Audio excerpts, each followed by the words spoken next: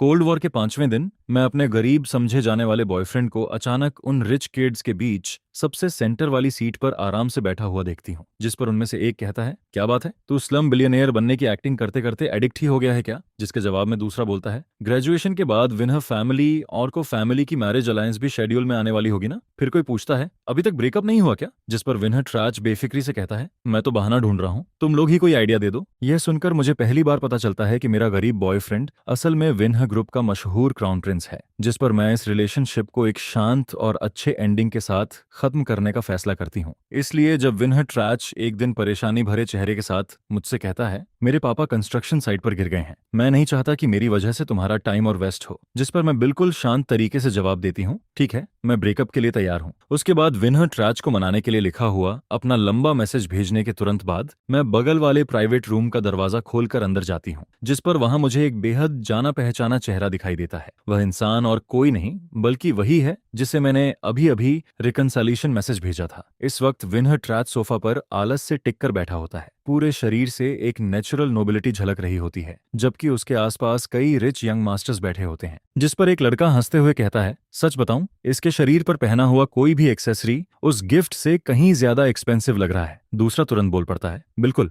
हमारे young master विनह ने कभी इतना ऑर्डिनरी गिफ्ट इस्तेमाल किया भी है क्या? यह सुनकर मैं एक पल के लिए फ्रीज हो जाती हूँ, फिर जल्दी से सिर झुका लेती हूँ और तभी याद आता है कि मैंने मास्क पहना हुआ है। जिस पर मेरी नजर उस वॉच पर जाती है जिसके बारे में वे बात कर रहे होते हैं। वह वही वॉच थी जो मैंने पिछले महीने विनह ट्रैच को गिफ्ट की थी। उसे खरीदने में मेरी पूरे 3 महीने की सैलरी खर्च हो गई थी और उसी वजह से मैं एक्स्ट्रा इनकम के लिए इस क्लब में पार्ट टाइम काम करने लगी थी। इसके बाद सेंटर में बैठे विन ट्रैच आराम से वाइन का एक एसिप लेता है और कहता है, उसका इंटेंशन अच्छा था। जिस पर कोई हंसकर बोलता है, तुझे क्या पता, तू तो कुछ समझता ही नहीं। फिर दूसरा मजाक उड़ाते हुए कहता है, तू बिलियनेयर इन स्लम बनने की एक्टिंग करते करते सच में एडिक्टेड हो गया है क्या? जिस पर एक और दोस्त पूछता है, ग्रेजुएशन के बाद विन फैमिली और को फैमिली की मैरिज अलायंस भी फाइनलाइज होने वाली है ना, अभी तक ब्रेकअप क्यों नहीं किया? यह सुनकर विन ट्रैच कुछ देर सोचता है, फिर कंधे उचकाकर कहता है, बहाना ढूंढ रहा हूँ। वैसे तुम लोग कोई प्लान सोचो, सच में ब्रेकअप करने वाला है? अचानक क्यों? कुछ दिन पहले तक तो तूने इसका जिक्र भी नहीं किया था। जिस पर विनह ट्रैच जवाब देता है, नहात नाक चाहती है कि मैं उसके साथ होथान वापस चलूं। यह कहते हुए वह पूरा ग्लास एक ही बार में खत्म कर देता है।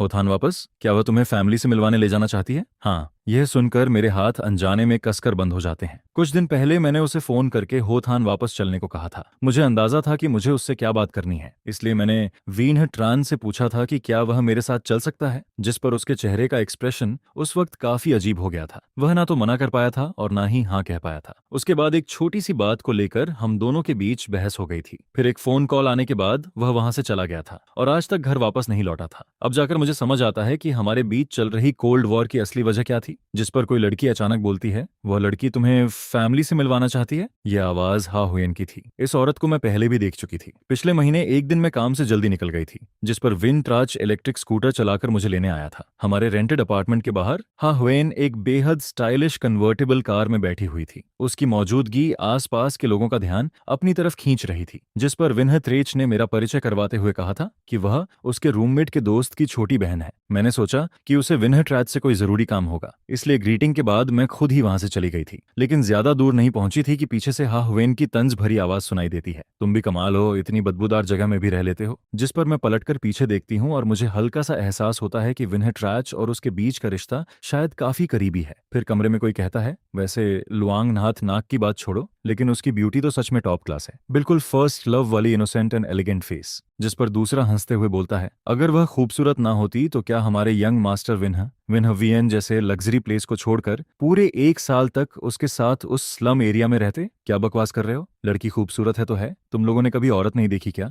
जिस पर सब हंसने लगते हैं। हाँ हाँ हाँ, हमारी मिस एन सबसे सुंदर है। वैसे लॉन्ग नेट नेक में ऐसा खास क्या है? बस फिगर थोड़ा अच्छा है, बॉडी स्लिम है, लेकिन उससे क्या होता है? आखिर में वह भी तो सिर्फ वही लड़की है जो दूसरों को खुश करके ऊपर चढ़ना चाहती है। इसके बाद हा हुएन गंभीर आवाज में कहती है, अच्छे घर की कोई लड़की बिना नाम और रिश्ते के किसी लड़के के साथ रहने नहीं लगती। जिस पर वह आगे कहती है, वह सिर्फ इस रिलेशनशिप का फायदा उठाकर ऊपर उठना चाहती है। तुम्हें उसके साथ किसी भी तरह की अनवांटेड रिस्पॉन्सिबिलिटी नहीं बनने देनी चाहिए। यह सुनकर विंतराज ठंडी आवाज में जवाब देता है, चिंता मत करो, मैंने कभी भी किसी इलेजिटिमेट चाइल्ड को एक्सेप्ट नहीं किया है। जिस पर वह आगे कहता है, मेरा बच्चा सिर्फ मेरी वाइफ ही पैदा करेगी, किसी और को यह मौका कभी नहीं मिलेगा। और लुंगयट नाक भी इसका एक्सेप्शन नहीं है। विनहट्राज की ठंडी आवाज मेरे कानों में साफ साफ पड़ती है, जिस पर मैं उसकी एक्सप्रेशनलेस फेस को देखती रह जाती हूँ। मुझे अचानक वह दिन याद आता है जब मेरी पीरियड डेट लेट हो गई थी। कहीं मैं प्रेग्नेंट तो नहीं हूँ, मैंने घबरा कर पूछा था, जिस पर विनहट्राज बिना किसी हेजिटेशन के कहता है, तो क्या हुआ, अगर प्रेग्नेंट हो तो बच्चा पैदा करेंगे, मैं हूं ना। उस वक्त हम दोनों सोफा पर बैठे फ्यूचर के बारे में मजाक कर रहे थे, बेटा होगा या बेटी, पापा पर जाएगा या मम्मी पर, जिस पर बात करते करते हम एक दूसरे को किस भी करते हैं। उस पल मुझे जरा भी शक नहीं था कि आगे चलकर मैं इसी आदमी से शादी करूंगी, उसके बच्चे की मां बनूंगी और एक साधारण लेकिन खुशहाल जिंदगी बिताऊंगी। लेकिन सिर्फ कुछ ही महीने गुजरे थे और सामने अब भी वही आदमी बैठा था। फर्क बस इतना था कि इस वक्त उसकी बर्फ जैसी ठंडी आवाज लगातार मेरे कानों में गूंज रही थी। रात के 10 बजे मैं हेड ऑफिस से काम खत्म करके घर लौटती हूँ,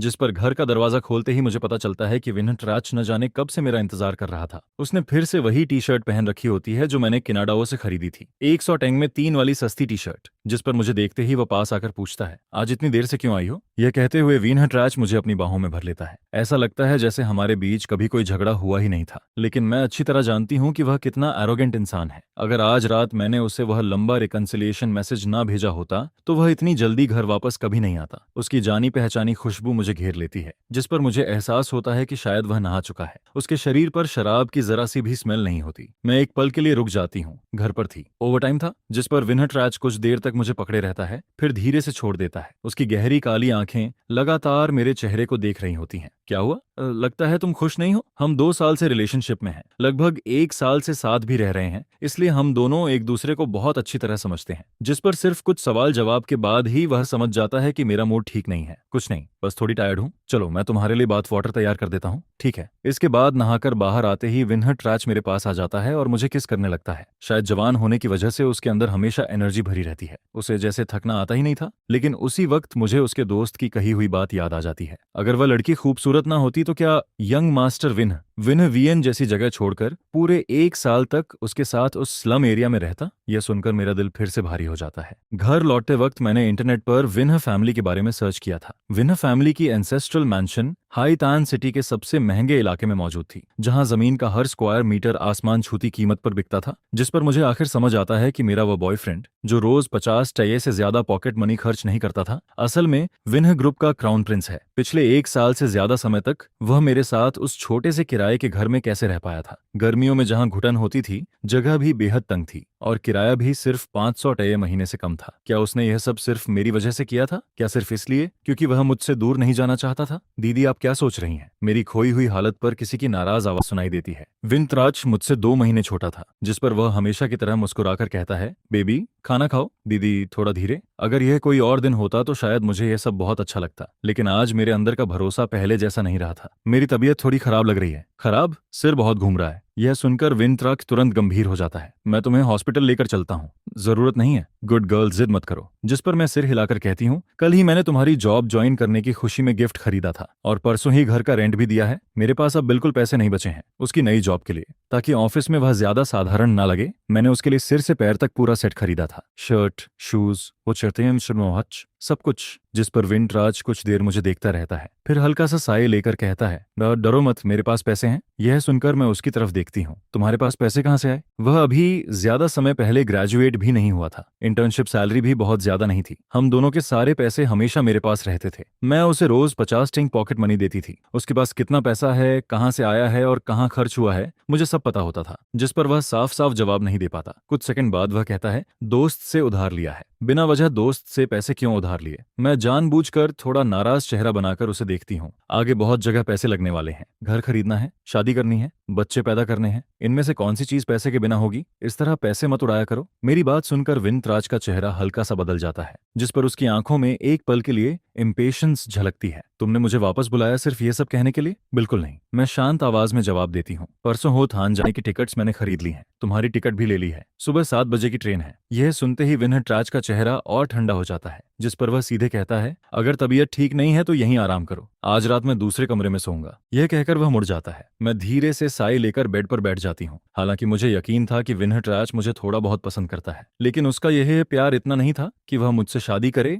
बच्चे पैदा करे और पूरी जिंदगी साथ बिताए। अगर ऐसा था तो फिर एक दूसरे का समय और बर्बाद करने का कोई मतलब नहीं था। इसके बाद शुक्रवार की सुबह मैं चुपचाप अपना सामान पैक करने लगती हूँ, जिस पर विंतराज एक तरफ खड़ा होकर मुझे ठंडी नजरों से देखता रहता है। जब मैं हम दोनों का सामान पैक कर लेती हूँ और उसे टैक्सी बुलाने के लिए नीचे जाने को कहने ही वाली होती हूँ, तभी वह आखिरकार मुझे रोकता है। नहात नाथ, मुझे तुमसे कुछ कहना है। जिस पर मैं मन ही मन हंस पड़ती हूँ। मुझे बिल्कुल अंदाजा नहीं था कि उसके दोस्तों ने जो ब्रेकअप प्लान बनाया था उसमें उसके पिता के कंस्ट्रक्शन साइट पर गिर जाने वाली कहानी शामिल होगी। यह बहाना इतना कमजोर था कि सुनते ही किसी को भी झूठ लग जाए। जिस वक्त विनहट्राच यह बात कहता है, उसके चेहरे का एक्सप्रेशन और आवाज दोनों बेहद ऑकवर्ड लग रहे होते हैं। वह सच में अपने पिता का आज्ञाकारी बेटा साबित हो रहा था। सॉरी, असल में यह फैसला लेना मेरे लिए भी आसान नहीं था। मेरे परिवार की हालत ऐसी ही है। मैं नहीं चाहता कि तुम्हारा फ्यूचर मेरी वजह से खराब हो। जिस पर मैं बिना किसी हेजिटेशन के जवाब देती हूँ, ठीक है, मैं मानती हूँ। मेरी बात सुनते ही विनहट्राच वहीं रुक जाता है। फिर वह अचानक सिर उठाकर मुझे अविश्वास से देखने लगता है। तुमने क्या कहा? मैं शांत आवाज में कहती हूँ, वैसे भी मुझे लगता है कि हम दोनों साथ में ज्यादा कंपैटिबल नहीं हैं। न तुम्हारी गलती है न मेरी। गलती सिर्फ इतनी है कि हम दोनों बहुत गरीब हैं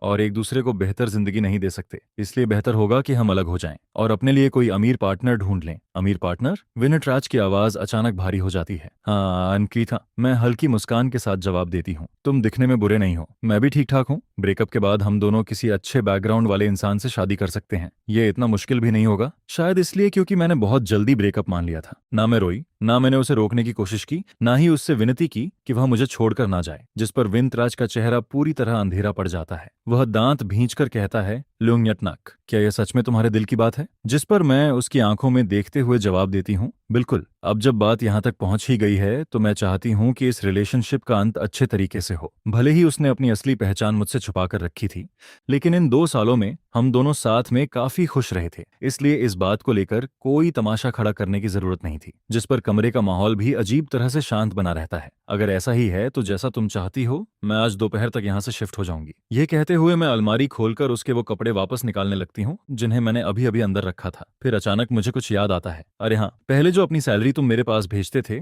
मैं उसका हिसाब कर देती हूँ, जिसके बाद वीचैट पर तुम्हें ट्रांसफर कर दूंगी। जिस पर वह बिना पलक झपकाए मुझे घूरता रहता है। उसकी नजरें पहले से भी ज्यादा तेज और ठंडी लग रही होती हैं। उसकी जरूरत नहीं है, उसे ऐसे ही रख लो। उसे मैं तुम्हारे लिए कॉम्पेंसेशन समझ लेता हूँ। जिस पर मैं तुरंत कहती हूँ, लेकिन तुम्हारे पापा तो हॉस्पिटल में है ना, अभी तुम्हारे परिवार को पैसों की जरूरत होगी, इसलिए मुझे तुम्हें पैसे वापस कर देने चाहिए। यह सुनकर विंटराज कुछ देर के लिए बिल्कुल चुप पड़ जाता है, जैसे उसके पास कहने के लिए कोई शब्द ही नहीं बचा हो। इसी बीच मेरा फोन वाइब्रेट करता है, जिस पर पता चलता है कि मैंने जो कैब बुक की थी वह नीचे पहुंच चुकी है। और जैसे ही मैं दरवाजे से बाहर निकलती हूँ, तभी पीछे से उसकी गुस्से भरी आवाज सुनाई देती है, लुआंग नहात नाक, बाद में पछताना मत। जिस पर मैं मन ही मन सोचने लगती हूँ, ये कैसी बात कर रहा है? मैं पछताऊंगी या नहीं, इससे उसे क्या फर्क पड़ता है? आखिर ब्रेकअप तो वही करना चाहता था। इसके बाद मुझे लगभग समझ आ जाता है कि बुआ ने मुझे होथान वापस बुलाने के लिए इतनी जल्दी क्यों मचाई थी। पिछले कुछ दिनों से वह लगातार फोन करके मुझे वापस आने के लिए कह रही थी, जिस पर मुझे अंदाजा हो चुका था कि यह मामला ज्यादातर मेरी कजन सिस्टर से जुड़ा हुआ है।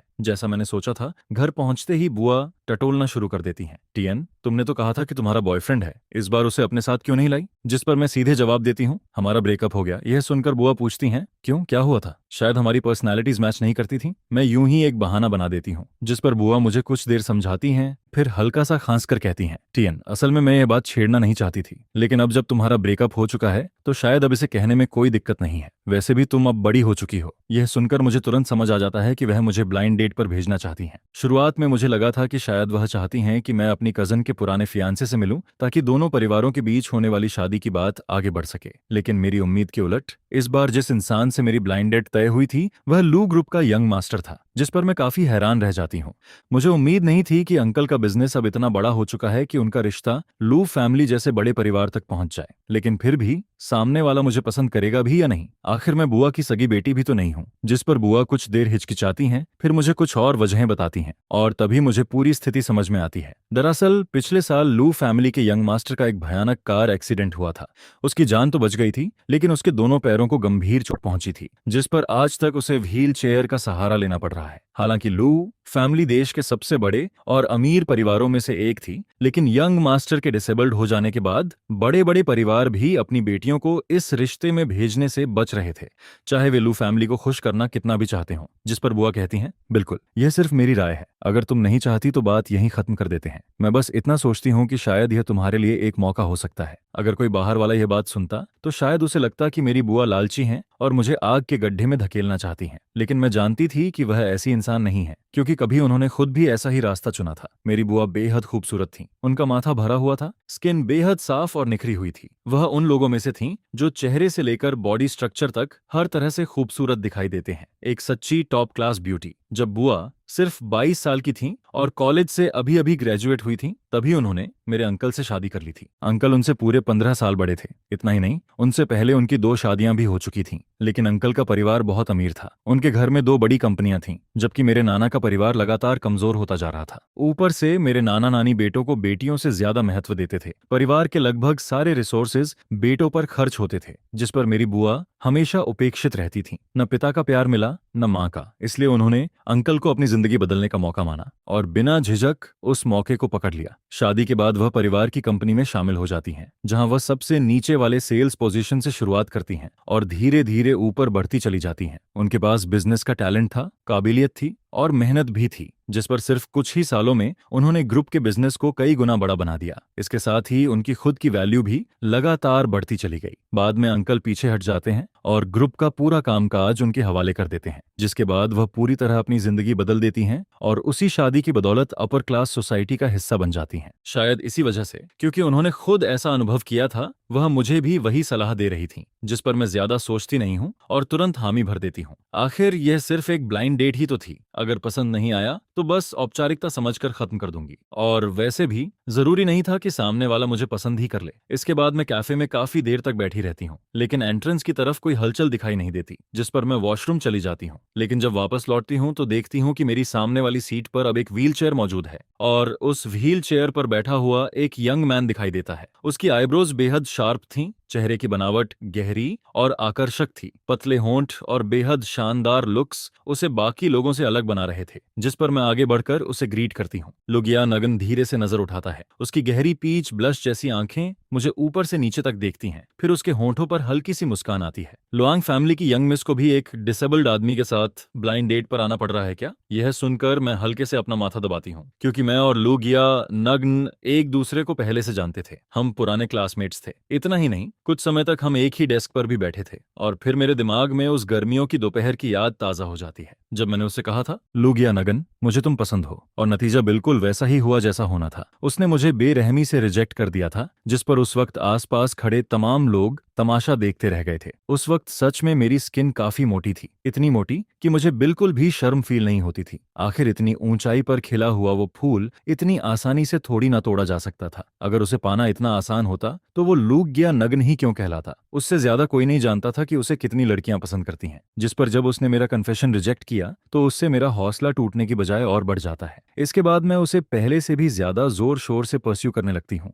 पूरे 3 साल तक मैं लुगिया नगन का पीछा करती रही। उसके पसंदीदा शौक पता करने के लिए हर तरीका अपनाया। उसे वो सीडी गिफ्ट करती थी जो उसे सुनना पसंद थी। उसके लिए उसकी पसंद की बेक्ड डिशेज बनाती थी, जिस पर वो जिस बास्केटबॉल कोर्ट में अक्सर जाता था, मैं भी वहां पहुंच जाती थी ताकि कोई एक्सीडेंटल एनकाउंटर हो सके। यहाँ तक कि हर बार कैफेटेरिया में खाना खाने जाती तो खुशी खुशी दौड़कर उसके बगल में बैठ जाती थी। हर वीकेंड पढ़ाई का बहाना बनाकर उसके घर पहुंच जाती और आधा दिन वहीं बिताती थी, जिस पर लू फैमिली के बूढ़े बटर से लेकर घर के सारे सर्वेंट्स तक मुझे अच्छी तरह पहचानने लगे थे। लेकिन फिर एक दिन हमारी क्लास में एक नई ट्रांसफर स्टूडेंट आती है, जिस पर वो भी लुगिया नगन के पीछे पड़ जाती है। हर वीकेंड वो भी मेरी तरह लूक फैमिली के घर जाने लगती है और लुगिया नगन से पढ़ाई में हेल्प लेने लगती है। स्कूल कैंटीन में जब मैं लुगिया नगन के बाईं तरफ बैठती थी तो वो लड़की उसकी दाईं तरफ बैठ जाती थी। मैं उसे पानी देती थी तो वो भी पानी लेकर पहुंच जाती थी। यह देखकर मुझे बेहद घिन आती थी। मैं अब और इस तरह पैसिव होकर नहीं रहना चाहती थी, जिस पर आखिरकार मैं लुगिया नगन से पूछ ही लेती हूँ। मैं उससे पूछती हूँ कि मेरे और उस नई ट्रांसफर स्टूडेंट के बीच वो किसे चुनता है, जिसके जवाब में लुगिया नगन ने ठंडे लहजे में कहता है, मैं किसी को नहीं चुनता,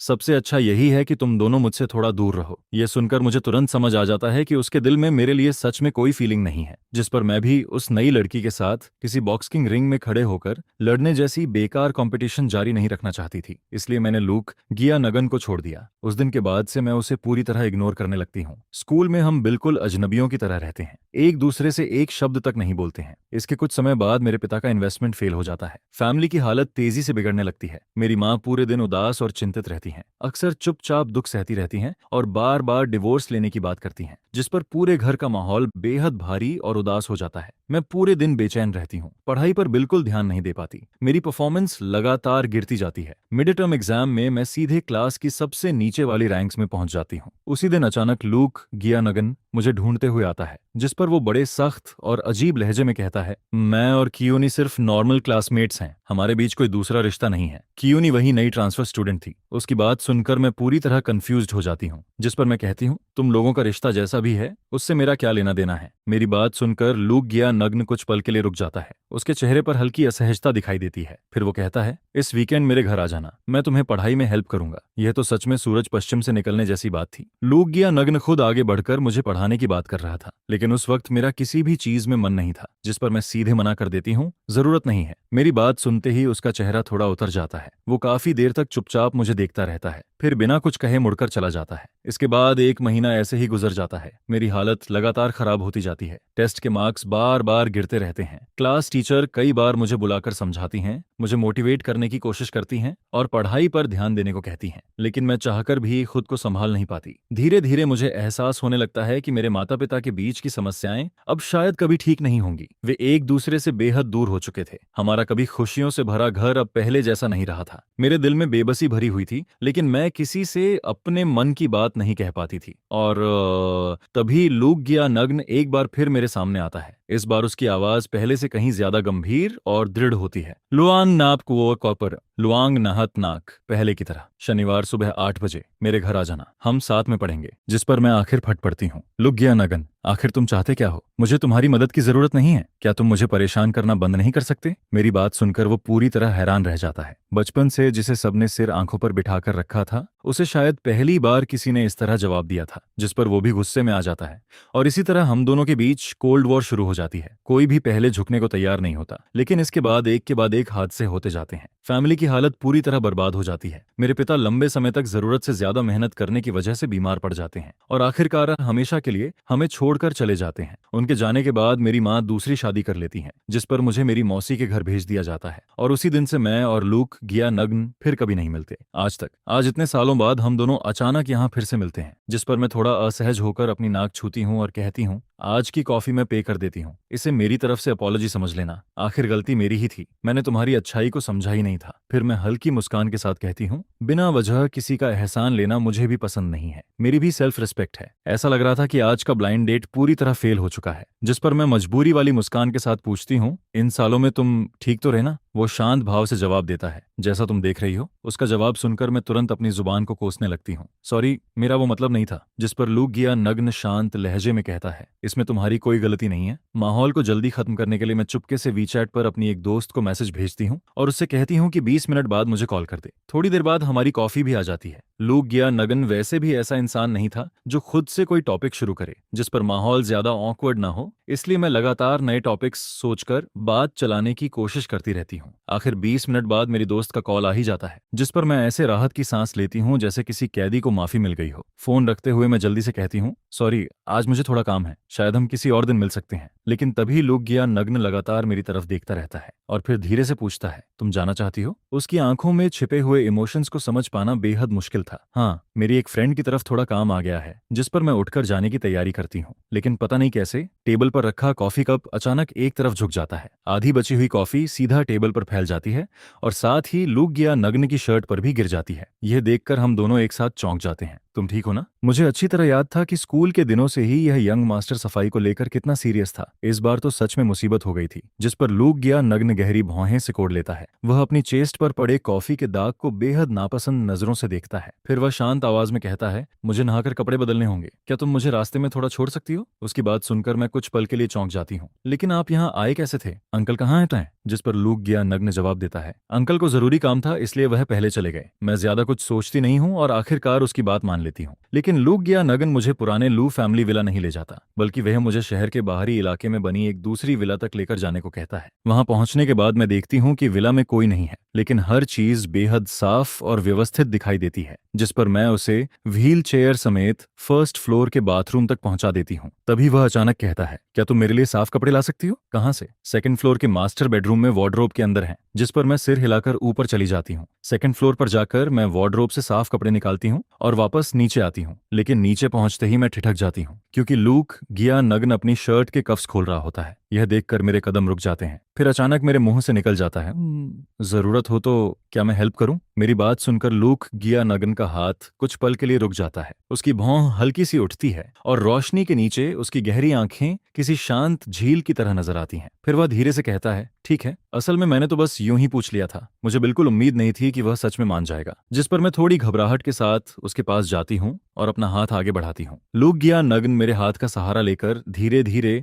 व्हील चेयर से खड़ा हो जाता है। यह देखकर मैं हैरान रह जाती हूँ, वह अब भी खड़ा हो सकता था। इसके बाद वह अपनी शर्ट के सामने वाले बटन्स खोलने लगता है। क्योंकि हमारे बीच की दूरी बहुत कम थी, मेरा चेहरा धीरे धीरे गर्म होने लगता है। मैं बुरी तरह ऑकवर्ड फील करने लगती हूँ। लेकिन जल्द ही मेरे पास शर्माने का समय ही नहीं बचता, क्योंकि मुझे पता चलता है कि इस यंग मास्टर की बॉडी उम्मीद से कहीं ज्यादा अच्छी थी। उसकी चेस्ट मसल्स साफ दिखाई दे रही थीं और एब्स भी काफी अच्छे थे। मुझे यकीन ही नहीं होता कि जो इंसान रोज व्हील चेयर पर बैठता है उसकी फिजिक इतनी अच्छी हो सकती है। जिस पर मैं खुद को संभालते हुए बाथरोब उसकी तरफ बढ़ा देती हूँ। मुझे शर्ट नहीं मिली, सिर्फ बाथरोब्स मिला है। मेरी बात सुनकर उसकी नजर कुछ देर तक मेरे चेहरे पर टिकी रहती है। उसी वक्त मुझे एहसास होता है कि वह स्कूल के दिनों से काफी लंबा हो चुका था, कम से कम 185 सेंटीमीटर से भी ज्यादा। तभी उसकी ठंडी आवाज सुनाई देती है और मैं देखती हूँ कि वह पूरी तरह शर्ट उतार चुका था। चौड़े कंधे, पतली कमर और मजबूत बॉडी उसे बेहद आकर्षक बना रही थी। जिस पर मेरे मन में अनायास यह ख्याल आता है कि एक्सीडेंट से पहले उसकी फिजिक शायद और भी बेहतर रही होगी। फिर मैं जल्दी से बाथरूम के बाहर आ जाती हूँ। दरवाजे के बाहर खड़े होकर कुछ देर फोन चलाती रहती हूँ। लेकिन सच कहूं तो मुझे थोड़ा डर लग रहा था, अगर वह अंदर गिर गया तो? आखिर ऐसी बात मजाक नहीं होती। खुशकिस्मती से कोई एक्सीडेंट नहीं होता। कुछ देर बाद शॉवर की आवाज बंद हो जाती है और फिर बाथरूम का दरवाजा खुलता है। लूक गिया नग्न बाथरोब पहने हुए व्हील चेयर पर बैठा बाहर आता है। उसके चेहरे पर अभी भी पानी की बूंदें चमक रही थीं और बालों से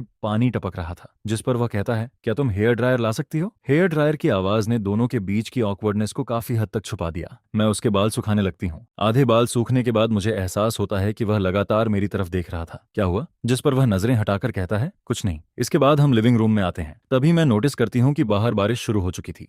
लू जियांगान फोन निकालकर कहता है, मैं अंकल वांग से कहता हूँ कि वह तुम्हें घर छोड़ दें। मैं हैरानी से पूछती हूँ, लेकिन आपने तो कहा था कि उन्हें जरूरी काम था और वह चले गए। मेरी बात सुनकर वह कुछ पल के लिए रुक जाता है, फिर कहता है, छोड़ो, शायद अब तक वापस आ गए होंगे। कुछ देर बाद अंकल वांग सचमुच पहुंच जाते हैं। हालांकि कई साल गुजर चुके थे, लेकिन उन्होंने मुझे पहली नजर में पहचान लिया। जिस पर वह मुस्कुराकर कहते हैं, मिस नहात नैक, तुम तो अब बिल्कुल बड़ी हो गई हो। मैं भी मुस्कुराकर जवाब देती हूँ, अंकल वांग, इतने साल बाद भी आप बिल्कुल पहले जैसे लग रहे हैं। वह हंसते हुए कहते हैं, ऐसा कहाँ? तुम बच्चे बड़े हो जाते हो तो हम बूढ़े हो जाते हैं। हम कुछ देर बातें करते हैं, फिर मैं उनके साथ पार्किंग एरिया की तरफ जाने लगती हूँ। तभी पीछे से अचानक आवाज आती है, लुआंग नहात नाक। मैं मुड़कर देखती हूँ, जी। लिविंग रूम अचानक शांत हो जाता है, जिस पर अंकल वांग तुरंत माहौल समझ जाते हैं। मिस नहातनाक, मैं बाहर कार में इंतजार करता हूँ। यह कहकर वह बाहर चले जाते हैं। तभी लूक गिया नग्न व्हील चेयर का बटन दबाता है और उसकी व्हील चेयर धीरे धीरे मेरी तरफ आ जाती है। फिर वह गंभीर आवाज में कहता है, आजकल मैं रिहैबिलिटेशन ट्रेनिंग कर रहा हूँ। उसकी यह अचानक कही गई बात सुनकर मैं वहीं रुक जाती हूँ। क्या? जिस पर वह मेरी तरफ देखकर कहता है, तुमने अभी देखा भी था, मैं अब भी अपने पैरों पर खड़ा हो सकता हूँ। डॉक्टर ने कहा है कि अगर रिकवरी अच्छी रही तो 2 साल से भी कम समय में मेरे पैर पूरी तरह ठीक हो सकते हैं। इसलिए उम्मीद करता हूँ कि तुम अच्छे से सोचोगी। जल्दी में कोई फैसला मत लेना। उसकी बात सुनकर मैं और भी कंफ्यूज्ड हो जाती हूँ। मुझे किस बात पर सोचने की जरूरत है? जिस पर लूक गिया नग्न मेरी आंखों में देखते हुए कहता है, हमारे ब्लाइंड डेट वाली बात। यह सुनते ही मुझे आखिर समझ आता है कि वह क्या कहना चाहता था। जिस पर मैं हल्की मुस्कान के साथ कहती हूँ, सोचने की कोई जरूरत नहीं है। अगर आपको मंजूर है तो मुझे भी मंजूर है। मेरी बात सुनते ही लूक गिया नग्न कुछ सेकंड के लिए बिल्कुल चुप रह जाता है, जैसे उसे अपनी ही सुनाई हुई बात पर यकीन नहीं हो रहा हो। फिर वह धीरे से पूछता है, सच में? बाद में पछताओगी तो नहीं? जिस पर मैं बिना हिचकिचाए जवाब देती हूँ, नहीं, बिल्कुल नहीं। यह सुनकर उसके चेहरे पर पहली बार हल्की सी राहत दिखाई देती है। तो फिर तय रहा। उसी शाम जब मैं घर पहुंचती हूँ तब मेरी बुआ फोन पर बात कर रही होती हैं। पता नहीं सामने वाले ने क्या कहा, लेकिन उनके चेहरे पर साफ हैरानी दिखाई देती है। फोन रखने के बाद वह तुरंत मेरी तरफ मुड़ती हैं। नहात नाक, आज तुम किससे ब्लाइंड डेट करके आई हो? मैं जवाब देती हूँ, कहीं दूर नहीं, बस एक कॉफी शॉप में। तभी बुआ उत्साहित होकर कहती हैं, लू फैमिली की तरफ से अभी फोन आया था। वे पूछ रहे थे कि क्या साल खत्म होने से पहले एंगेजमेंट की जा सकती है। यह सुनकर मैं खुद भी हैरान रह जाती हूँ। सच कहूं तो मुझे भी उम्मीद नहीं थी कि बात इतनी तेजी से आगे बढ़ जाएगी, लेकिन सोचने पर एहसास होता है कि जल्दी शादी करना शायद लू फैमिली की कई पीढ़ियों से चली आ रही ट्रेडिशन थी। मुझे याद आता है कि जब मैं 6th क्लास में पढ़ती थी तब अक्सर लूक गियानगन के पुराने विला में पढ़ने जाया करती थी, और पहली बार जब मैंने मिसेज लू को देखा था तब जाकर मुझे सच में समझ आया था कि परी जैसी खूबसूरती का असली मतलब क्या होता है। वो बेहद खूबसूरत थीं, बिल्कुल 90s की होंग मूवीज की हीरोइंस जैसी, एक ऐसी ब्यूटी जिसे देखते ही नजरें ठहर जाएं। सबसे हैरानी की बात तो ये थी कि वह बेहद यंग भी लगती थीं, जिस पर पहली बार उन्हें देखकर मुझे सच में लगा था कि शायद वो लूक गियानगन की बड़ी बहन होंगी। बाद में जाकर पता चला कि मिसेस लूक ने यूनिवर्सिटी के चौथे साल यानी सिर्फ 21 साल की उम्र में ही लूक गियानगन के पिता से शादी कर ली थी। यह सुनकर मुझे तभी समझ आ गया था कि लू फैमिली में लोग बहुत जल्दी शादी कर लेते हैं, जिस पर उस वक्त मैं बेहद एक्साइटेड हो गई थी। लूक गियानगन, अगर ऐसा है तो मुझे बस 8 साल और इंतजार करना होगा, फिर मैं तुमसे शादी कर सकती हूँ। कैसा लगा? सरप्राइज मिला ना? मेरी बात सुनकर लूक गियानगन मुझे घूरता है, क्या तुम्हारी स्किन इससे भी ज्यादा मोटी हो सकती है? जिस पर मैं बिना शर्माए जवाब देती हूँ, फ्यूचर हस्बैंड हो आखिर। पुरानी बातें याद करके आज भी मेरे होंठों पर मुस्कान आ जाती है। शायद यही किस्मत थी। लू फैमिली का वो ठंडा और दूर रहने वाला यंग मास्टर आखिरकार मेरे हाथ लग ही गया। हालांकि पिछले साल हुए एक्सीडेंट की वजह से उसके पैरों में परेशानी आ गई थी, लेकिन इसके बावजूद लू फैमिली से रिश्ता जोड़ने की चाह रखने वालों की कमी कभी नहीं रही। कई लोग बिजनेस मैरिज करना चाहते थे, लेकिन अब तक कोई भी सफल नहीं हुआ था। जिस पर हैरानी की बात यह थी कि हम दोनों की पहली ब्लाइंड डेट के तुरंत बाद ही लू फैमिली ने साल खत्म होने से पहले एंगेजमेंट की बात कर दी। यह सच में काफी अजीब था। जिस पर मेरी बुआ अचानक कहती हैं, मुझे लगता है इस बात की थोड़ी एक्सप्लेनेशन चाहिए। मैं हल्का सा मुस्कुराकर कहती हूँ, असल में मैं और लूक गियानगन पहले से एक दूसरे को जानते हैं, हम क्लासमेट्स रह चुके हैं। यह सुनते ही उनकी आंखें गोल हो जाती हैं। सच में? प्राइमरी स्कूल और मिडिल स्कूल वाले क्लासमेट्स? मैं सिर हिलाती हूँ। कुछ देर सोचने के बाद जैसे उन्हें अचानक कुछ समझ आता है। रुको, क्या पहले लूक गियानगन तुम्हें पसंद करता था? जिस पर मैं तुरंत सिर हिला देती हूँ। नहीं, वो मुझे कभी पसंद नहीं करता था, उल्टा मैं ही उसे पसंद करती थी। कई साल तक उसके पीछे घूमती रही, लेकिन उसने कभी हाँ नहीं कहा। मेरी बात सुनकर बुआ हंस पड़ती हैं। तुम भी ना? इसके बाद हम कुछ देर और बातें करते हैं। फिर वह अचानक पूछती हैं, अगर तुम शंघाई जाकर सेटल होने वाली हो तो यहाँ वाली जॉब छोड़नी पड़ेगी ना? उनकी बात सुनकर मैं सोच में पड़ जाती हूँ। सच तो यही था, मुझे किसी दिन है सिटी वाली नौकरी छोड़नी ही थी, साथ ही पुराना रेंटेड अपार्टमेंट भी वापस करना था। जिस पर बुआ मेरे सिर पर हाथ फेरते हुए धीरे से आह भरती हैं। जब तुम ग्रेजुएशन करके निकली थी तभी मैंने तुम्हें कंपनी ज्वाइन करने को कहा था, लेकिन तुम इतनी जिद्दी थी कि किसी की बात सुनना ही नहीं चाहती थी। अब लाइफ का एक्सपीरियंस भी काफी हो गया होगा, वापस आने का समय नहीं आ गया क्या? उनकी बात सुनकर मैं चुप हो जाती हूँ। अब सोचती हूँ तो लगता है कि उस वक्त मैं सच में बहुत इमैच्योर थी। मैं हमेशा ये सोचती रही कि बुआ का एहसान ज्यादा नहीं लेना चाहिए, ग्रेजुएशन के बाद खुद मेहनत करके आगे बढ़ना चाहिए। फिर जब विनहट राज से रिलेशनशिप शुरू हुआ तब तो मैं और भी ज्यादा वापस नहीं आना चाहती थी, लेकिन अब पीछे मुड़कर देखती हूँ तो खुद पर हंसी आती है। यहाँ मेरे अपने लोग थे, रिश्तेदार थे, बचपन के दोस्त थे, क्लासमेट्स थे, फिर भी मैं जिद पकड़कर एक दूसरे शहर में अकेले रहती रही, कुछ 100 युआन वाले छोटे से रेंटेड रूम में खुद को बंद करके, एक साथ कई जॉब्स करके, और उस बॉयफ्रेंड को सपोर्ट करती रही जो हर वक्त गरीब होने का नाटक करता था। अब सोचती हूँ तो लगता है कि यह सब मैंने खुद अपने लिए किया था। वैसे भी अब मेरा और विनहट राज का ब्रेकअप हो चुका था। है सिटी में ऐसा कुछ बचा भी नहीं था जिससे मेरा मन जुड़ा रहे, जिस पर मैंने फैसला कर लिया, वापस यहीं आना बेहतर होगा। इसके बाद सिर्फ आधे दिन में मैं अपने अपार्टमेंट का लगभग सारा सामान पैक कर लेती हूँ, फिर मकान मालकिन के साथ रूम हैंडओवर की फॉर्मेलिटीज पूरी कर देती हूँ। है सिटी छोड़ने से पहले मैं अपने दो सबसे करीबी दोस्तों को डिनर पर बुलाती हूँ। हम एक रेस्टोरेंट के बाहर टेबल का इंतजार कर रहे थे, तभी एक आदमी मेरे सामने से गुजरते हुए अचानक रुक जाता है। लोआंगनहात नायक। मैं उसकी तरफ देखती हूँ और कुछ पल के लिए हैरान रह जाती हूँ। फिर अचानक मुझे याद आता है, ये वही आदमी था जो उस दिन प्राइवेट रूम में मौजूद था, शायद विनहत रेज का बचपन का दोस्त। जिस पर वह मुस्कुराकर कहता है, तुम मुझे पहचान नहीं पाई? मैं विनहत राज का दोस्त हूँ। हम है सिटी यूनिवर्सिटी में मिल चुके हैं। उसकी बात सुनकर मुझे हल्का सा याद आ जाता है। यूनिवर्सिटी के चौथे साल मैं एक बार विनट राज से मिलने गई थी। वह शायद उन्हीं दोस्तों में से एक था जिस पर मैं शिष्टता से मुस्कुराती हूँ। हेलो, वह मेरी तरफ देखकर पूछता है, तुम यहाँ विनट राज का इंतजार कर रही हो? वैसे उसने जॉब छोड़ दी है। तभी मेरी नजर सामने वाली बिल्डिंग पर पड़ती है। वह सच में वही कंपनी थी जहाँ विनट राज पहले काम करता था। जिस पर वह आदमी मुस्कुराते हुए कहता है, जरूरत हो तो मैं उसे कॉल कर देता हूँ। ये लड़का भी कमाल है, अपनी गर्लफ्रेंड से भी छिप रहा है। उसकी बात सुनकर मुझे तुरंत समझ आ जाता है, उसे शायद पहले से पता था कि मेरा और विनट राज का ब्रेकअप हो चुका है।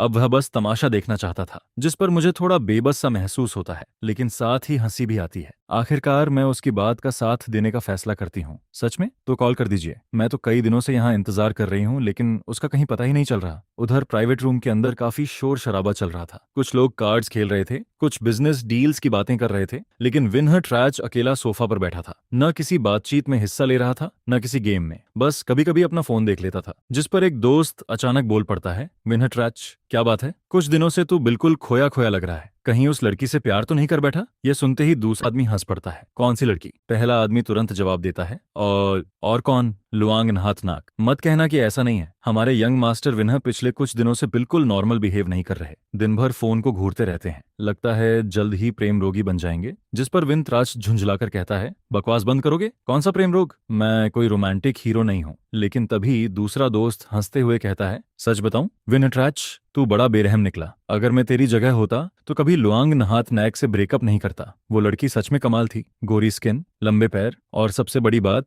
अपने बॉयफ्रेंड के लिए पूरी तरह डेडिकेटेड। एक दिन में 3 जॉब्स तक करती थी, फिर भी बॉयफ्रेंड के लिए वॉच खरीदती थी, ब्रांडेड सामान खरीदती थी। ऐसी गर्लफ्रेंड आखिर मिलती कहाँ है? जिस पर कोई और हंसकर बोलता है, मिल भी जाए तो क्या फायदा, चाहे वो दिन में 10 जॉब्स क्यों ना करे, फिर भी विनर फैमिली के घर की बहू नहीं बन सकती। लेकिन एक बात माननी पड़ेगी, उस लड़की में सेल्फ रिस्पेक्ट थी। ब्रेकअप के बाद उसने कोई ड्रामा नहीं किया। विनट राज, लगता है तुम्हारा चार्म अब पहले जैसा नहीं रहा। इन लोगों का लेवल तो काफी हाई होता है। पहले खुद को पैसिव दिखाते हैं, फिर जानबूझकर कुछ समय तक इग्नोर करते रहते हैं, और बस इसी इंतजार में रहते हैं कि सामने वाला उनके जाल में फंस जाए। जिस पर तोंग अंदू ठंडी सी आवाज में फूंक मारते हुए बड़े कॉन्फिडेंस के साथ कहती है, वो बस आदमी के पहले झुकने का इंतजार कर रही है। एक बार आदमी ध्यान देना बंद कर दे तो वो तुरंत बेचैन होकर खुद ही कांटेक्ट करने लगती है। तुम लोग बस देखते जाओ। जिस पर कोई कहता है, इतना भी नहीं होगा। तुम लियांगी नू को आखिर किस तरह की इंसान समझते हो? लेकिन विनह त्रेच बिना वजह ही परेशान फील कर रहा था। ऊपर से उसके आसपास बैठे ये लोग लगातार शोर मचाए जा रहे थे। हर कोई उसके कान के पास ऐसे बकबक कर रहा था जैसे कोई झुंड टूट पड़ा हो। जिस पर आखिरकार वह झुंझलाकर बोलता है, बस भी करोगे या नहीं? अगर बात नहीं करोगे तो कोई तुम्हें गूंगा नहीं समझेगा। आज यंग मास्टर विनह का प्रेशर लेवल कुछ ज्यादा ही हाई था, इसलिए बाकी लोग भी थोड़ा संभल कर रहने लगते हैं। तभी फोन में वाइब्रेशन होती है और स्क्रीन पर चू काउन वू का नाम दिखाई देता है।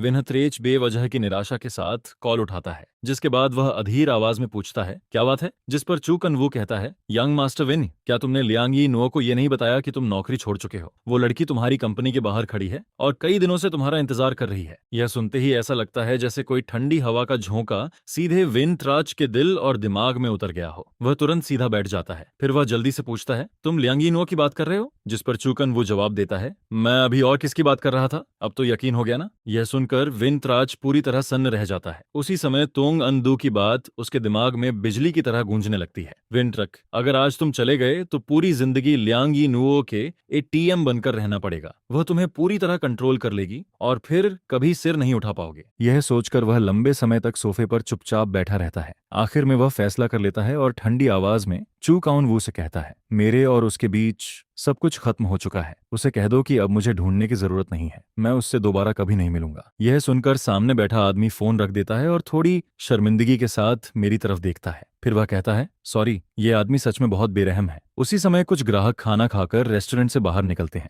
जिसे देखकर मुझे भी एहसास हो जाता है कि अब मेरी बारी आने वाली है। वैसे भी यह नाटक यहाँ तक आ ही चुका था, तो चाहे कुछ भी हो, इसे आखिर तक निभाना ही था। जिस पर मैं अपनी आंखों के कोनों से उन आंसुओं को पोंछने का नाटक करती हूँ जो असल में थे ही नहीं। फिर नाक सुड़कते हुए बेहद दुखी होने का अभिनय करती हूँ। इसके बाद मैं कहती हूँ, ठीक है, आपको तकलीफ दी। विनट राज को कह दीजिए कि अब मैं उसे कभी नहीं ढूंढूंगी। मेरी बात सुनकर सामने वाला मुझे गहरी नजरों से देखता रहता है। ऐसा लगता है जैसे वह कुछ कहना चाहता है लेकिन कह नहीं पा रहा। काफी देर हिचकिचाने के बाद वह कहता है, मिस लियंग, क्यों ना हम वीचैट पर दोस्त बन जाएं? अगर कभी किसी मदद की जरूरत पड़े तो आप मुझसे कांटेक्ट कर सकती हैं। जिस पर मैं सिर हिलाते हुए कहती हूँ, जरूरत नहीं है। आगे से मैं विनहट राज से दोबारा नहीं मिलना चाहती और उसके दोस्तों से भी नहीं। इसके बाद जब मैं लू फैमिली वापस लौटती हूँ तो मेरी और लू जियायान की रिलेशनशिप ऑफिशियली शादी के मकसद से शुरू हो जाती है। शायद अरेंज्ड मैरिज का यही फायदा होता है, दोनों तरफ के लोग शुरू से ही अपना मकसद साफ रखते हैं और बेवजह की उलझनों में नहीं पड़ते। कई सालों बाद जब मेरी मुलाकात फिर से मिसेज लू से होती है तो वह पहले से भी ज्यादा खूबसूरत नजर आती हैं। फिर वह मुस्कुराते हुए कहती हैं, तो हमारे श्याओयान के ब्लाइंड डेट पार्टनर तुम निकली श्याओनु। कोई हैरानी नहीं कि यह लड़का अचानक समझदार बन गया और खुद शादी की बात करने लगा। इतनी बड़ी ब्यूटी के पास बैठकर मेरा दिल लगातार तेजी से धड़कने लगता है। मैंने कभी नहीं सोचा था कि एक दिन अपनी होने वाली सास के पास बैठने भर से मेरी हार्ट बीट बढ़ जाएगी। जिस पर मैं मुस्कुराते हुए कहती हूँ, आंट लू, बहुत समय बाद मुलाकात हो रही है। यह सुनकर वह प्यार से कहती हैं, श्याओनु अब सच में बड़ी हो गई है। उनकी बात सुनकर मुझे थोड़ा झिझक महसूस होती है। आखिर उनकी मौजूदगी में खुद को ब्यूटी कहना तो सच में थोड़ा अजीब लगता है। इसके बाद वह पूछती हैं, क्या तुमने ब्लू मून बे वाला घर देखा है? अगर उसे तुम दोनों का ब्राइडल हाउस बना दिया जाए तो कैसा रहेगा? और अगर तुम्हें उसका स्टाइल पसंद ना आए तो मैं रेनोवेशन टीम बुलाकर सब कुछ बदलवा सकती हूँ। असल में मैं पहले से जानती थी कि ब्लू मून बे की वह जमीन लू जियायान के दादाजी ने कई साल पहले खरीदी थी, खास तौर पर अपने पोते के फ्यूचर वेडिंग हाउस के लिए। वह जगह लू फैमिली के पुराने घर से भी ज्यादा दूर नहीं थी। आंट लू से बात खत्म होने के बाद मैं तुरंत लू जियायान को लेकर ब्लू मून बे पहुंच जाती हूँ, जिस पर वहां पहुंचते ही मैं हैरान रह जाती हूँ। वह घर मेरी कल्पना से भी कहीं ज्यादा बड़ा था, पूरा क्लासिक यूरोपियन स्टाइल में बना हुआ था। उसके आसपास जंगल था, झील थी, हॉर्स रेसिंग ग्राउंड था और यहाँ तक कि अपना फ्रूट गार्डन भी था। उसे देखते ही किसी को भी पहली नजर में प्यार हो जाए। जिस पर मैं उत्साहित होकर लू जियायान से पूछती हूँ, क्या मैं अभी इसी वक्त यहाँ शिफ्ट हो सकती हूँ? मेरी बात सुनकर वह हैरानी से मेरी तरफ देखता है। उसकी शांत आंखों में अचानक हल्की हल्की लहरें उठने लगती हैं और उसकी आवाज भी बेहद नरम हो जाती है। फिर वह मुस्कुराकर कहता है, बिल्कुल कर सकती हो। यह सुनकर मैं बेहद खुश हो जाती हूँ। अगली ही सुबह मैं अपना सामान लेकर वहां शिफ्ट हो जाती हूँ और फिर लू जियायान भी मेरे साथ वहां आकर रहने लगता है। शायद पूरी दुनिया में हमसे ज्यादा एफिशिएंट ब्लाइंड डेट कपल कोई नहीं होगा। सिर्फ 2 हफ्ते पहले मिले थे और अब लाइव इन स्टेज तक पहुंच चुके थे। इसके बाद मेरी जिंदगी धीरे धीरे अपनी सही डायरेक्शन में लौटने लगती है। हर सुबह मैं और लू जियायान साथ में लू ग्रुप जाते हैं और शाम को मैं उसके साथ हॉस्पिटल जाकर रिहैबिलिटेशन ट्रेनिंग में हिस्सा लेती हूँ, जिस पर उसकी रिकवरी भी काफी स्मूथ तरीके से आगे बढ़ती है। शुरुआत में वह मुश्किल से खड़ा हो पाता था, लेकिन अब वह खुद से 2 से 3 मीटर तक चलने लगा था। अगर कोई अनएक्सपेक्टेड सिचुएशन नहीं आती तो शादी से पहले ही वह व्हील चेयर को पूरी तरह छोड़ सकता था। कुछ समय साथ बिताने के बाद मुझे धीरे धीरे एहसास होने लगता है कि आज का लू जियायान और बचपन वाला लू जियायान सच में बहुत अलग हैं। बचपन में वह बेहद घमंडी और ठंडा स्वभाव वाला था।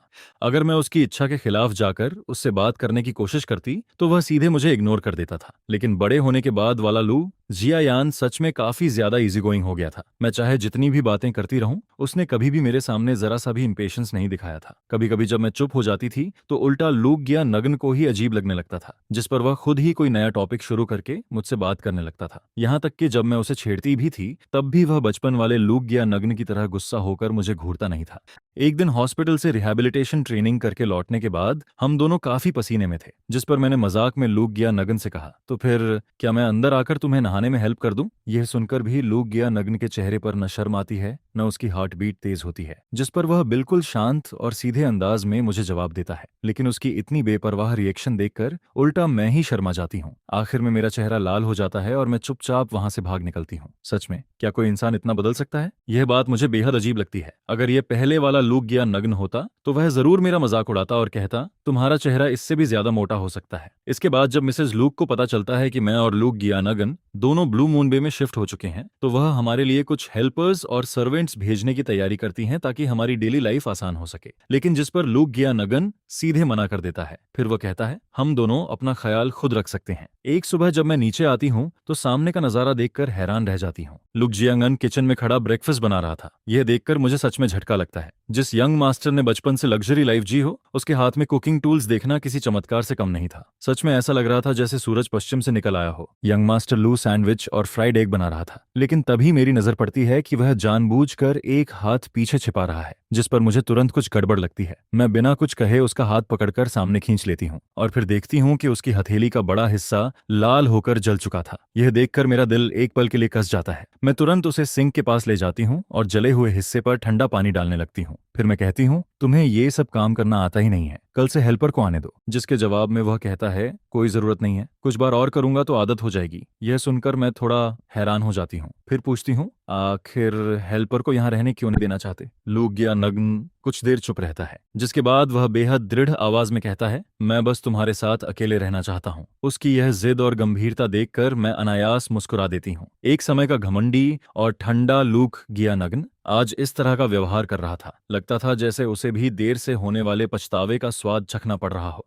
यह सोचकर मेरा मूड अचानक काफी अच्छा हो जाता है। फिर मैं उससे पूछती हूँ, लुक गया नग्न, तुमने मुझे कब से पसंद करना शुरू किया था? यह सुनते ही उसकी सांस एक पल के लिए रुक जाती है। वह हल्का सा नजरें झुका लेता है और उसकी आवाज में उदासी की झलक दिखाई देती है। फिर वह कहता है, मुझे खुद नहीं पता, बस इतना याद है कि बहुत साल पहले मैं तुम्हें ढूंढने तुम्हारे घर गया था, लेकिन पड़ोसियों ने बताया कि तुम्हें तुम्हारे रिश्तेदार अपने साथ ले गए हैं। इसके बाद वह धीमी आवाज में कहता है, माफ करना, उस समय मुझे बिल्कुल नहीं पता था कि तुम्हारे परिवार पर इतनी सारी मुसीबतें आई थीं। अगर मैं थोड़ा पहले समझ जाता या तुम्हारे बारे में पूछताछ कर लेता तो शायद बाद की बातें ऐसी नहीं होती। यह सुनकर मैं तुरंत उसकी बात काट देती हूँ। फिर उसके चेहरे को हल्के से छूते हुए कहती हूँ, बेवकूफ मत बनो, उसमें तुम्हारी कोई गलती नहीं थी। मेरा यह अचानक किया गया इंटीमेट जेस्चर हम दोनों को ही एक पल के लिए चौंका देता है। लुक जियांगान बिना पलक झपकाए मेरी तरफ देखता रहता है। उसकी गहरी काली आंखें किसी साफ झरने की तरह शांत दिखाई देती हैं। फिर वह मेरा हाथ पकड़ता है और धीरे से उसे अपने होठों से छू लेता है, जिस पर हमारे बीच का माहौल धीरे धीरे और भी अलग सा होने लगता है, मानो कोई अदृश्य ताकत हमें एक दूसरे के और करीब ला रही हो। फिर मैं झुककर उसके होठों को चूम लेती हूँ, जिस पर लूक गया नग्न अपनी बाहों से मेरी कमर थाम लेता है और फिर हम दोनों एक दूसरे के करीब आ जाते हैं। उस एहसास को शब्दों में समझाना मुश्किल था, जैसे जिंदगी का लंबा सफर तय करने के बाद अचानक वह इंसान दोबारा मिल जाए जिसे कभी दिल में सबसे खास जगह दी थी, और फिर वह इंसान आपको बताता है कि वह भी इतने सालों से आपको ही पसंद करता था और हमेशा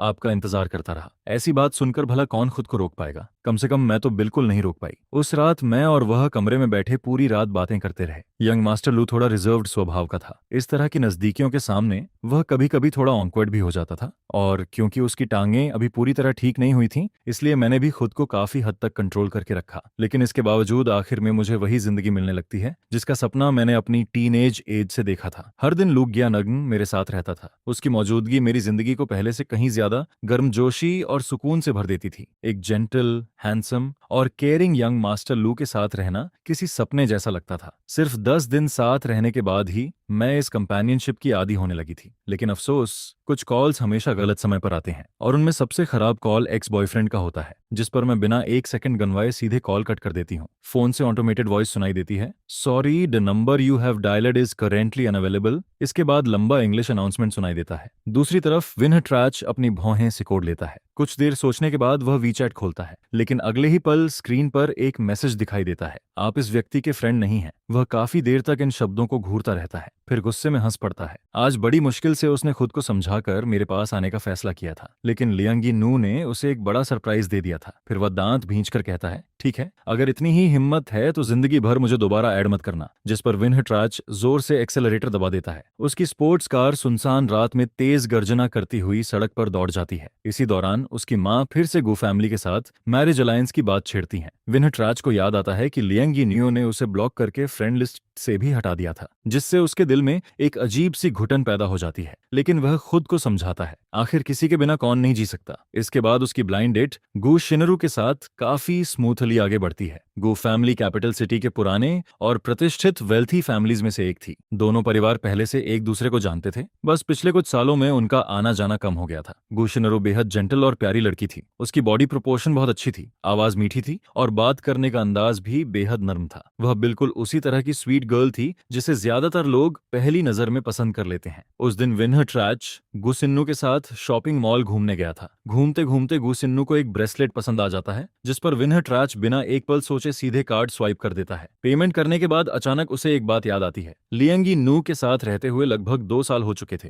लेकिन उसने शायद कभी उसे कोई गिफ्ट नहीं दिया था, क्योंकि उसने उसके सामने एक गरीब लड़के की जो इमेज बनाई थी वह इतनी सफल हो चुकी थी कि लियांगी नू कभी उसे अपने लिए कुछ खरीदने ही नहीं देती थी। यहाँ तक कि वह उसके हर खर्चे पर भी नजर रखती थी। असल में कई बार विनह ट्रैच का मन करता था कि वह खुलकर पैसे खर्च करे और अपनी गर्लफ्रेंड को खुश करे। वह लियांगी न्यूओ के लिए बैग्स खरीदना चाहता था, नेकलेस खरीदना चाहता था, नए कपड़े खरीदना चाहता था, वह उसे विदेश घुमाने ले जाना चाहता था, वह एक लग्जरी अपार्टमेंट खरीदना चाहता था ताकि दोनों ज्यादा आरामदायक जिंदगी जी सकें, वह नया एयर कंडीशनर लगवाना चाहता था ताकि गर्मियों की रातों में उनका छोटा सा कमरा इतना गर्म न रहे। लेकिन वह यह सब नहीं कर सकता था, क्योंकि अगर वह ऐसा करता तो लियांगी नू जरूर पूछती कि इतना पैसा आखिर आया कहां से, और उस सवाल का जवाब उसके पास नहीं था। अगर वह सही जवाब नहीं दे पाता तो लियांगी नू को उस पर शक हो जाता, जिस पर आखिरकार उसे हर बार अपना इरादा छोड़ना पड़ता था। जब दोनों पहली बार मिले थे तब विंटराज सेकेंड ईयर का स्टूडेंट था, जबकि लियांगी नू थर्ड ईयर में पढ़ती थी और पार्ट टाइम एक कॉफी शॉप में काम करती थी। पहली मुलाकात में ही विंटराज उसकी प्यारी मुस्कान देखकर पूरी तरह अट्रैक्ट हो गया था। उसके दिमाग में उस समय सिर्फ एक ही ख्याल चल रहा था, उसे किसी भी कीमत पर इस लड़की से दोस्ती करनी थी। किस्मत से कॉफी शॉप के बाहर हायरिंग नोटिस लगा हुआ था, जिस पर विंटराज बिना ज्यादा सोचे सीधे इंटरव्यू देने पहुंच गया। इंटरव्यू भी बहुत आसानी से क्लियर हो गया। कुछ समय काम करने के बाद उसे पता चलता है कि कॉफी शॉप का मैनेजर भी लियांगी नू को परसुए कर रहा है। पुरुष अपने राइवल्स को पहचानने में हमेशा काफी तेज होते हैं, जिस पर मैनेजर भी जल्दी समझ जाता है कि विंटराज की नजर भी उसी लड़की पर है। इसके बाद वह जानबूझकर विंटराज को परेशान करना शुरू कर देता है। लेकिन धीरे धीरे विंटराज एक और बात नोटिस करता है। हर बार जब मैनेजर उसे मुश्किल में डालता था, लियांगी नू उसकी साइड लेती थी। शायद लड़कियों को नेचुरली कमजोर दिखने वाले लोगों के प्रति सिंपैथी हो जाती है, जिस पर विंटराज इस बात का फायदा उठाने लगता है।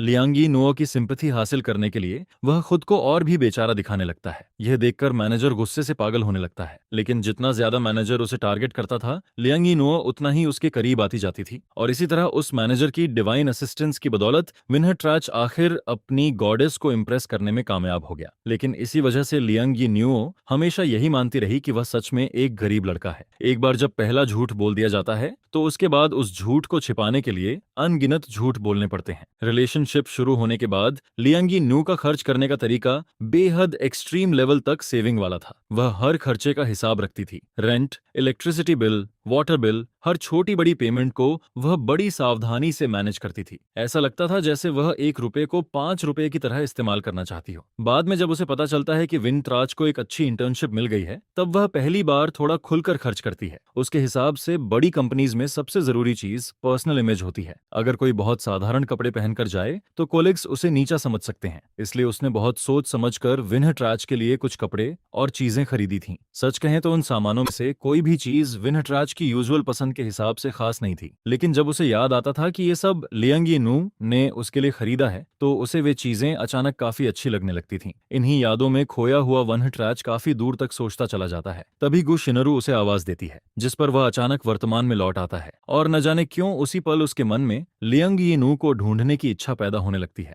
वह सोचता है कि उसे जाकर सारी सच्चाई बता देनी चाहिए। उसे लियांगी नू को अपनी माँ से मिलवाना चाहिए। हो सकता है उसकी माँ भी उसे पसंद कर ले। आखिर लियांगी नू खूबसूरत भी थी और उसका स्वभाव भी बहुत अच्छा था। लेकिन फिर उसे अपने पिता का ख्याल आता है। अगर माँ मान भी जाएं तो क्या उसके पिता भी मानेंगे? यह सोचकर उसे सिरदर्द होने लगता है। सच में हर कदम पर मुश्किलें खड़ी थीं। शुक्रवार के दिन गु शिनरू विन्ह फैमिली के घर मेहमान बनकर आती है। वहीं बातचीत के दौरान उसे पता चलता है कि मिसेज विन्ह को लाइची खाना बहुत पसंद है, जिस पर गु शिनरू उत्साह से कहती है, सच में आपको लाइची पसंद है? तो इस वीकेंड हु सिटी चलते हैं। फिर वह मुस्कुराते हुए बताती है, मेरे कजन के फ्रूट ऑर्चर्ड में इस साल बम्पर हार्वेस्ट हुआ है। लाइची इतनी ज्यादा है कि खत्म ही नहीं हो रही। यह सुनते ही मिसेस विन्ह बेहद खुश हो जाती हैं। वह अपने बेटे की राय पूछने का भी इंतजार नहीं करती और तुरंत उसकी तरफ से हाँ कर देती हैं, जिस पर विंटराज पूरी तरह स्पीचलेस हो जाता है। वह अच्छी तरह जानता था कि दोनों फैमिलीज पूरी ताकत से उसकी और गु शिनरू की शादी आगे बढ़ाने की कोशिश कर रही हैं। लेकिन सच तो यह था कि वह खुद अभी तक तय नहीं कर पाया था कि उसे गु शिनरू के साथ आगे बढ़ना भी चाहिए या नहीं।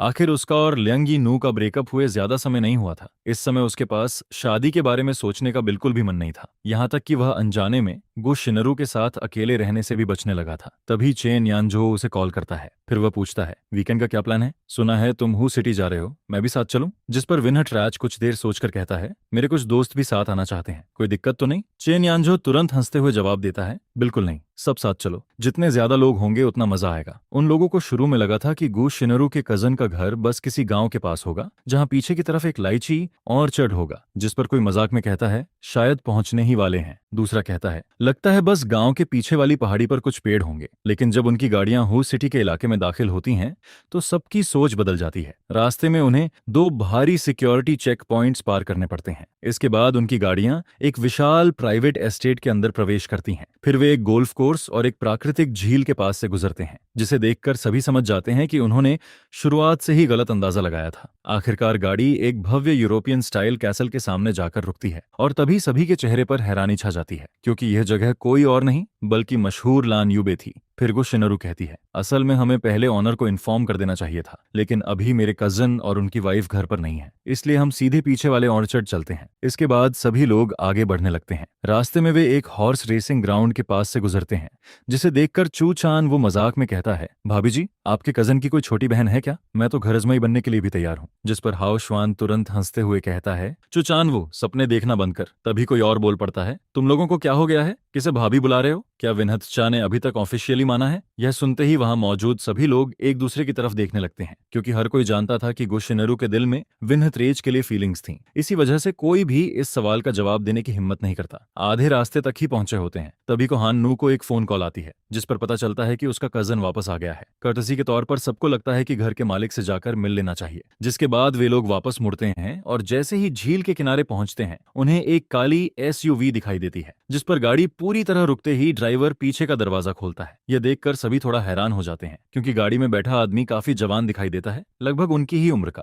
लेकिन पता नहीं क्या हुआ था कि उसे चलने फिरने में इतनी दिक्कत हो रही थी। फिर पीछे की सीट से एक लंबी ड्रेस पहने लड़की नीचे उतरती है, जिसके बाल हवा की वजह से थोड़े बिखर गए होते हैं। वह लड़की आगे बढ़कर व्हील चेयर को धक्का देती है, लेकिन कुछ दूर जाकर रुक जाती है, जिस पर वह लड़का उसका हाथ पकड़ लेता है और लड़की उसके सामने झुककर बैठ जाती है। फिर मुस्कुराते हुए उससे कुछ कहती है, जिसे देखकर साफ पता चलता है कि वह उससे प्यार भरे अंदाज में बातें कर रही है। इसके बाद दोनों एक दूसरे को किस करने लगते हैं। यह नजारा इतना स्वीट होता है कि वहां मौजूद सभी लोग बिना तैयारी के ही पूरा रोमांस देख लेते हैं, जिस पर कोई कुछ कह भी नहीं पाता। तभी को हान्नू हंसते हुए कहती है, मेरे कजन और होने वाली भाभी की जल्द ही एंगेजमेंट होने वाली है। ये दोनों हर दिन ऐसे ही प्यार में डूबे रहते हैं, धीरे धीरे आदत पड़ जाएगी। कुछ देर बाद वह यंग कपल आखिरकार किस खत्म करता है, जिसके बाद बाकी लोग उनकी तरफ बढ़ने की हिम्मत कर पाते हैं। फिर कौ हन्नू दोनों तरफ के लोगों का इंट्रोडक्शन करवाना शुरू करती है, जिस पर सामने खड़ी लड़की अपने बाल कान के पीछे करती है और उसका छोटा सा खूबसूरत चेहरा सामने आ जाता है। उसकी फीचर्स इतनी नाजुक और परफेक्ट होती हैं कि वह किसी मैगजीन मॉडल जैसी लगती है। लेकिन विनहत राज,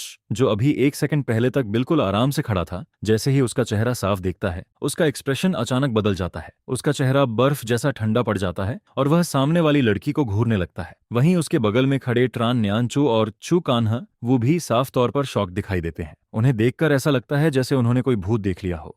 उधर विनहत राज को देखकर मैं भी कुछ पल के लिए चौंक जाती हूँ। ये क्या हो रहा है? वह यहाँ कैसे आ गया? तभी क्सियो हन न्यू कहती है, ये मेरे कजन लुक जियांगन है और ये उनकी फियांसे लुंग न्यटनाक हैं। फिर मेरी तरफ इशारा करके वह कहती है, ये विनहत राज हैं और ये इनके कुछ बेस्ट फ्रेंड्स हैं।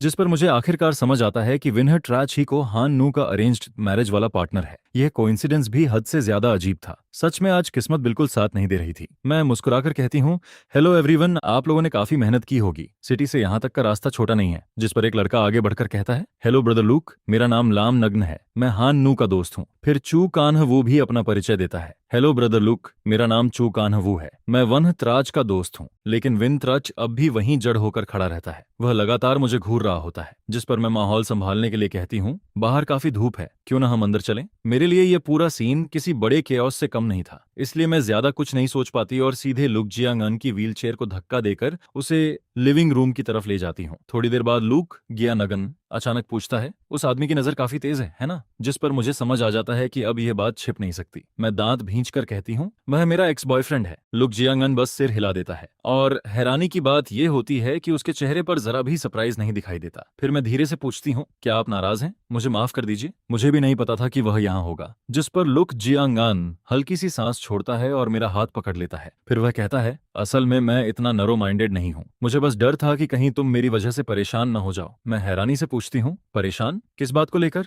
जिस पर वह हल्की मुस्कान के साथ कहता है, इस बात को लेकर कि मैं व्हील चेयर पर हूँ। यह सुनकर मैं तुरंत उसके पास जाती हूँ और उसका मुंह अपने हाथ से बंद कर देती हूँ। दोनों इतने करीब होते हैं कि एक दूसरे की सांसें तक साफ सुनाई दे रही होती हैं। फिर मैं उसे देखकर कहती हूँ, आप क्या सोच रहे हैं? आप तो मेरे भाई युएंग हैं। मेरे दिल में आपकी जगह कोई नहीं ले सकता। जिस पर उसके होंठ हल्के से हिलते हैं और मेरी हथेली में गुदगुदी सी होने लगती है। फिर मैं मुस्कुराकर कहती हूँ, सच में आपको पता नहीं है क्या? लूक गया नग्न हल्के से हंसता है। उसकी आंखें प्यार से भर जाती हैं। फिर वह कहता है, असल में तुम ही मेरी बाई युएंग हो। तुम वही इंसान हो जिसे मैं इतने सालों से याद करता आया हूँ। तुम मेरी एकमात्र बाई युएंग हो। यह सुनकर मैं हंस पड़ती हूँ। काफी मीठी बातें करते हो। आज रात तुम्हें इनाम में 100 कैंडी दूंगी। जिस पर लूक गया नग्न कुछ देर सच में सोचने लगता है। फिर गंभीर चेहरे के साथ कहता है, बहुत ज्यादा है। 4 कैंडी काफी नहीं होंगी क्या? जिस पर मैं तुरंत कहती हूँ, डील पक्की। मुझे पहले से पता था कि विनहट राज जरूर मुझसे बात करने आएगा, लेकिन मैंने यह बिल्कुल नहीं सोचा था कि उसकी हिम्मत इतनी ज्यादा होगी। वह मौका देखकर सीधे दूसरी मंजिल पर आ जाता है और मेरा रास्ता रोक लेता है। उसकी आंखें अंधेरे की तरह भारी और उदास दिखाई दे रही होती हैं। फिर वह घूरते हुए कहता है, लुआंग नहात नाक, क्या तुम्हें नहीं लगता कि तुम्हें मुझे कुछ एक्सप्लेन करना चाहिए? यह सुनकर मुझे हंसी आ जाती है। मैं शांत आवाज में कहती हूँ,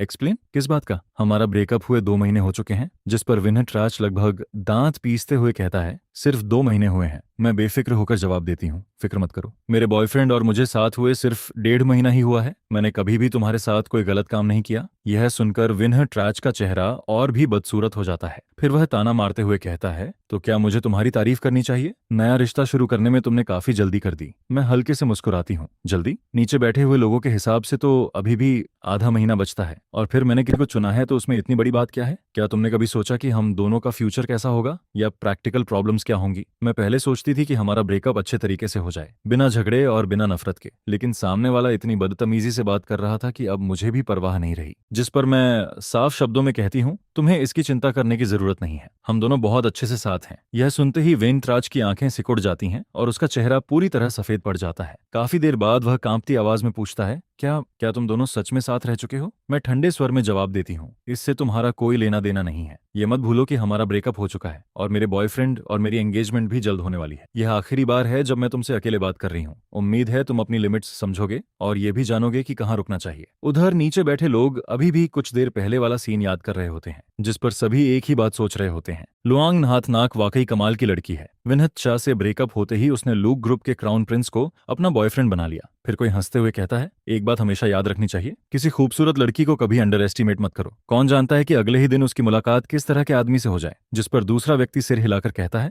बिल्कुल सही बात है, लेकिन यह सिर्फ किस्मत की बात नहीं है, उसमें खुद भी काबिलियत होनी चाहिए। आखिर बाहर की दुनिया में सभी लोग यही कहते हैं कि लॉन्ग नथ बहुत समझदार और प्रैक्टिकल लड़की है। वह हमेशा सिर्फ एक शांत और सुकून भरी जिंदगी जीना चाहती थी और कभी भी बेवजह की तकलीफों में नहीं पड़ना चाहती थी। जिस पर चू कान्ह वो उस आदमी की तरफ एक नजर डालता है। उसके मन में अचानक लॉन्ग नथ नैक की बातें घूमने लगती हैं। जब लॉन्ग नथ नैक अभी भी वनहत चा के साथ थी, तब उसने एक भी दिन सुकून से नहीं बिताया था। वह कभी भी ऐसी लड़की नहीं थी जिसे ऐशो आराम या दौलत की लालसा हो, बल्कि वह का हमेशा खर्च बचाकर चलती थी, कड़ी मेहनत करती थी और जो भी पैसे कमाती थी लगभग सब विनहट राज पर ही खर्च कर देती थी, जिस पर वह पूरे दिल से सिर्फ उसी के लिए जीती रही, उसके लिए त्याग करती रही। चुकान्ह वो मन ही मन सोचता है कि आखिर विनहट राज ने पिछले जन्म में कौन सा पुण्य किया था जो उसे इतनी सच्ची और साफ दिल वाली लड़की मिली। असल में उस दिन जब उसकी मुलाकात लॉन्ग नथ नैक से हुई थी, तब उसके मन में भी कुछ ख्याल आए थे। आखिर वह और विनहत रेज पहले ही ब्रेकअप कर चुके थे और वैसे भी वह ऐसा इंसान नहीं था जो अपने दोस्तों की गर्लफ्रेंड छीनने का शौक रखता हो।